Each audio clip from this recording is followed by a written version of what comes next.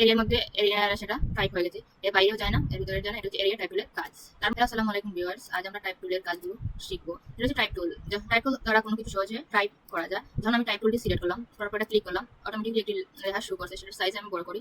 হ্যাঁ, সেটা আমি সাইজ বড় করলাম। লরেন ইপসাম একটি লেখাটি এই যে ডিফল্ট, আপনি চাইলে এই লেখাগুলো চেঞ্জ করে নিজে কি লিখতে চান সহজে লিখতে পারবেন। টাইপের সাহায্যে কোনো কিছু সহজে টাইপিং বা লেখা যায়। তারপরটা হচ্ছে এরিয়া টাইপ টুল। এরিয়া টাইপ টুলের কাজ হচ্ছে কোনো একটি এরিয়া সিলেক্ট করে সেটার মধ্যে টাইপ করা। তাহলে আমি একটা এরিয়া রেক্টেঙ্গেল টুল দিয়ে একটি এরিয়া সিলেক্ট করে নিই। আমি একটা এরিয়া ড্র করে নিলাম। সেখানে কালারটা আমি হোয়াইট করে দিচ্ছি। দেওয়ার পর এখানে কালারটা আমি ইয়েলো করে দিচ্ছি এবং একটু বাড়িয়ে দিচ্ছি। হ্যাঁ, এখন আমি যদি এরিয়া টাইপ টুল সিলেক্ট করা বলি এই এরিয়ার মধ্যে আমি টাইপ করতে চাচ্ছি, তাহলে এখানে এরিয়ার মধ্যে এরিয়া সেটা টাইপ হয়ে গেছে, এর বাইরেও যায় না, এর ভিতরে যায় না। এটা হচ্ছে এরিয়া টাইপের কাজ। তার পরেরটা হচ্ছে টাইপ অন পাথ টুল। যখন আমি পেন টুল দিয়ে কোনো কিছু যে টাইপ অন পাথ টুল, যখন আমি পেন টুল দিয়ে কোনো কিছু ড্র করে চাচ্ছি এই এর মধ্যে টাইপ করতে, তাহলে আমি কালার হাইড করে দিই এবং কালারটা একটু বাড়িয়ে দিই।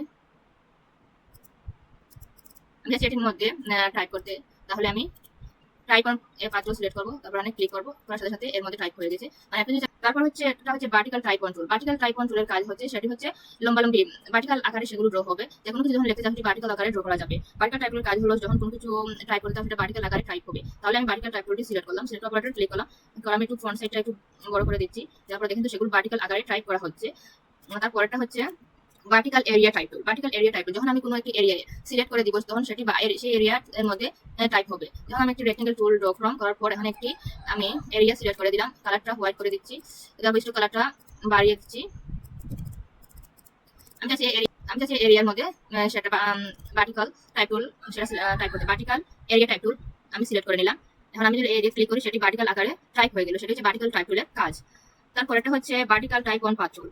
তারপর হচ্ছে ভার্টিক্যাল টাইপ অন পাথ টুল। আমি একটি পেইন টুলটি সিলেক্ট করে একটি ভার্টিক্যাল লাইন আমি ড্র করে নেব। এই লাইন আমি ড্র করে নিলাম। ফন্ট কালারটা আমি হাইড করে দেই। ফন্ট কালারটা হাইড করা মিস্টেক কালারটা আমি বাড়িয়ে দিচ্ছি। আচ্ছা, আমি এই ভার্টিক্যাল এরিয়ার মধ্যে আমি সেটি টাইপ করতে, তাহলে আমি ভার্টিক্যাল টাইপ অন পাথ টুলটি আমি সিলেক্ট করব। করার পর সামনে আমি ক্লিক করব। ক্লিক করার সাথে সাথে সে ভার্টিক্যালি এটি টাইপ হয়ে গেল। সেটি হচ্ছে ভার্টিক্যাল টাইপ টুলের কাজ। এর পরেরটা হচ্ছে টাচ টাইপ টুল। এটার কাজ হচ্ছে যখন কোনো কিছু লিখতে চাচ্ছি, যেমন লরেন ইপস সাম এটা এটি লিখে সহজে ইচ্ছা মতো এই লেখাটা যেমন এটার কাজ হচ্ছে যখন কোনো কিছু টাইপ করা হবে, করার পর নিজেদের ইচ্ছা মতো এই লেটারগুলো ইচ্ছা মতো এগুলো ধরে ধরে পরিবর্তন করা যায়। তাহলে আমি এটি সিলেক্ট করি। সিলেক্ট করার পর এখানে আমি টাচ করলাম। ধরো আমি এই লেখাটা সিলেক্ট করলাম। সিলেক্ট করার পরে আমি টাচ অন টাইপ টুলে ক্লিক করলাম। চাচ্ছি যে এই লেখাটা আমি এই ওটা আমি এখান থেকে সরিয়ে নিচে নিয়ে আসবো। এমটা উপরে এই এমটা উপরে নিয়ে যাবো, পিটা এদিকে নিয়ে আসবো, পিটা আমি ধরে পরিবর্তন করে দিব।